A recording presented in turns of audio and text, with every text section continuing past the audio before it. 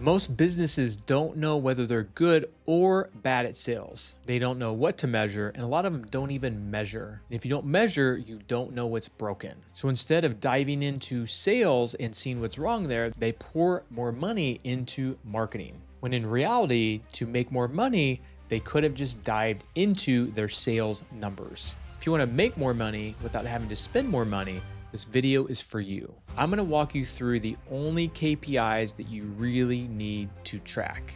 And you can use these to make smarter decisions, to cut waste, and close more deals.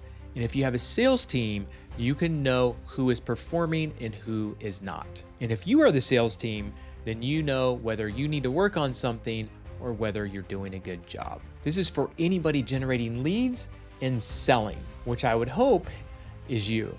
So whether you're selling a high-ticket coaching program, a local service, or a SaaS product, these KPIs are what you need to implement in your business. I'm gonna break this into two parts. First of all, cost metrics. I've talked about this in a previous marketing video, but I'm gonna break down some numbers to make sure you're tracking those properly. And then we're gonna get into conversion ratios. You need to know whether you and your sales are performing well, and this could even determine if your marketing is performing well also. So I've talked in another video about cost KPIs, but I'm gonna cover those again. So remember, you need to know your cost per lead.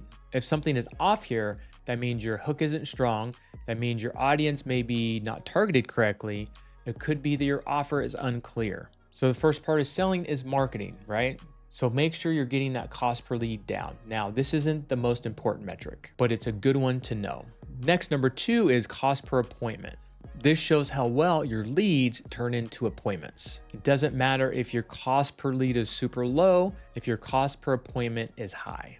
So you need to know that number. Next is cost per deal or cost per closing. Now we're talking about the bottom line. Again, you can have a low cost per lead, a low cost per appointment, but if you have a high cost per deal, there's going to be some disconnect somewhere that you need to look at. So I wanted to go over those numbers really quick because those are important before looking at your sales. And then don't forget, you need to know your return on ad spend. How much money are you spending and how much money is coming back? You want to be at least on a 1-to-1 ratio. That means you're breaking even. And if you have a back-end product to sell, hopefully your ROAS, your return on ad spend, goes much higher. I know people that are willing to break even or even lose a little bit of money on the front end, knowing that down the road, they are going to sell a high ticket item to the prospect. So it's hard to tell you exactly what your return on ad spend should be. But if you're not breaking even, there's probably a disconnect. Unless again, you want to lose a little bit of money on the front end, knowing that you're going to be able to sell something down the road.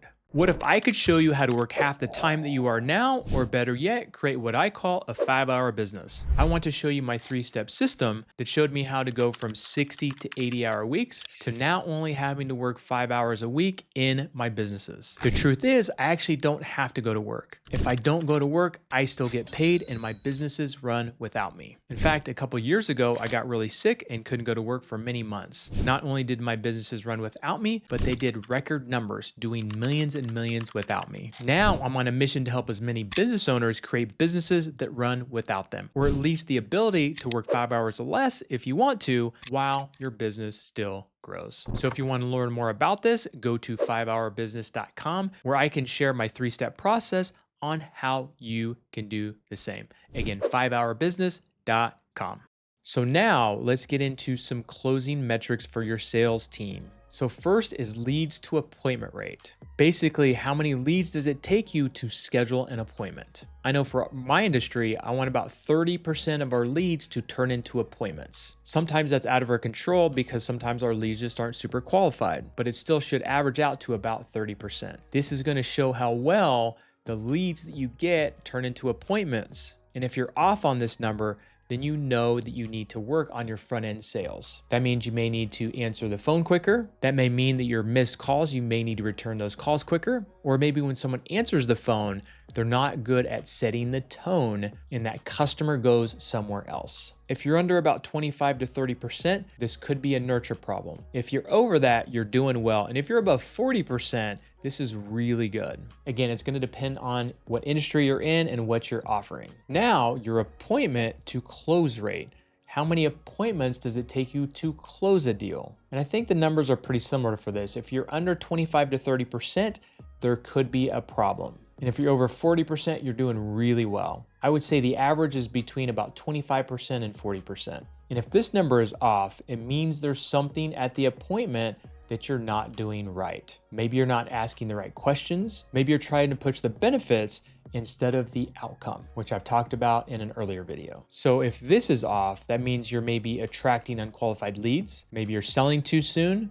Maybe you're not handling objections properly. This is something you really need to dive into if these numbers are off. Next is show rate percentage. This is a little bit underrated, but it is crucial. Your show rate should not be under 70%. So if someone has reached out to you, you've booked an appointment with them, they should be showing up. To make sure people show up, you could do notifications, you can do text messaging, you can do email. This is to remind them, but you can also do things in your messaging that make them know that your time is valuable and that they need to either cancel or reschedule if they can't show up. If you're just scheduling people and you're not doing anything else besides that, your show rate probably shows. So it does no good with those other numbers if people aren't showing up. Your cost per appointment could be phenomenal, but again, if they're not showing up, you're not getting it at bat. Number 9, conversion speed. How fast is someone going from a lead to getting closed? The shorter the time frame, the more profitable you probably are, and the more efficient that you are.